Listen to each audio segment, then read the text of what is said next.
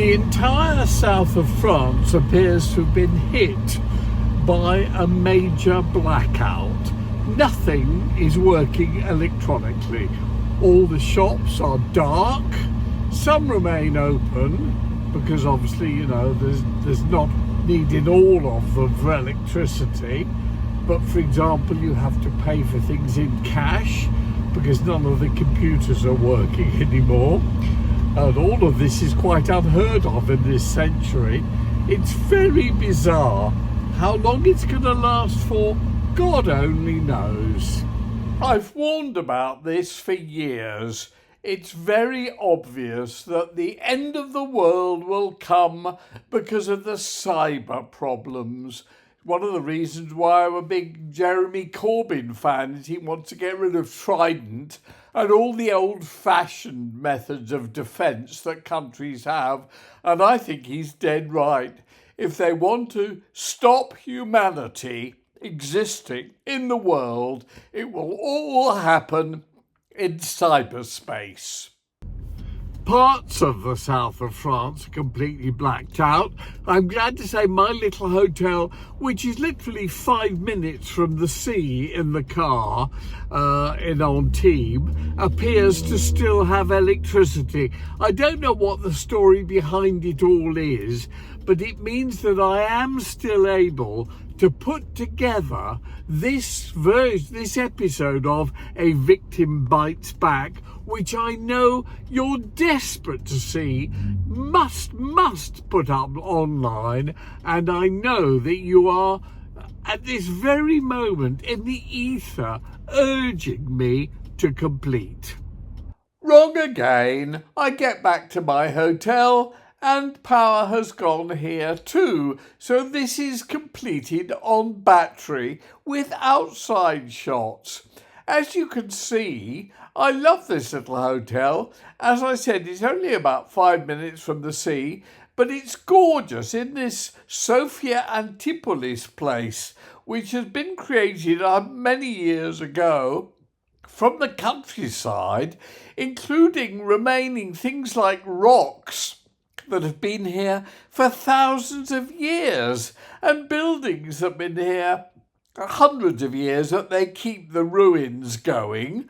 And it means that actually I sleep with my window open and the air is fantastic. All the trees filter away all the horrible pollution from cars and everything else, ships and everything that go by.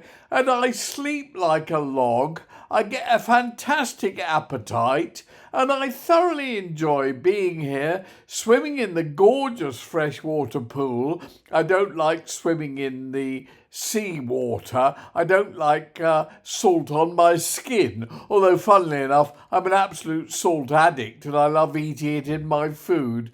Anyway, here I am, relaxing in my little paradise in the south of France.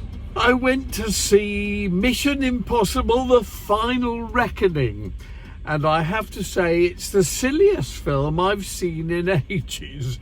There is no plot whatsoever. The script is completely facile. Most of the footage is stuff from other earlier movies. How it cost the fortune it cost, God only knows.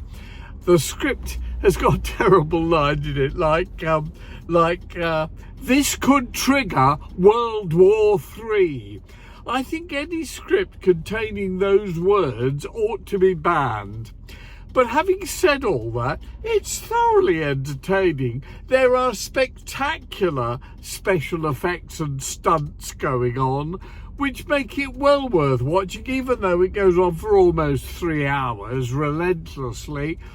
But it's basically stunt after stunt, special effect after special effect, wonderful viewing, thoroughly entertaining, but silly, basically rubbish. It's been an odd film festival here in Cannes. Not much going on, to be honest. Quite a lot of people, but very little promotions except for the Mission Impossible film. that had fairly spectacular ones, but everything else, all the parties are rather downplayed. One of the parties was free to get in, but you then had to pay 20 quid a drink to take anything, to drink anything. Not that I drink anyway, so it didn't really matter. Interesting, met a few people. I've got some interesting new books and projects coming out. Basically, Animal Farm, the next chapter, which is what happened after Animal Farm finished 80 years ago. You can get that on Amazon, and I thoroughly recommend it. And The Polish Boy and the Pope, all about the Pope. Meanwhile, I'm working away on my laptop on the next volume of my autobiography, 80, which is volume 3 and probably the last one. I'm sitting around taking selfies and generally enjoying myself as I sip my Pimm's in cocktails. I eat my caviar, which is something like £3,500 a mouthful, and just get on with relaxing in the sun. So that's it for this rather bizarre episode of A Victim Bites Back. See you next time round.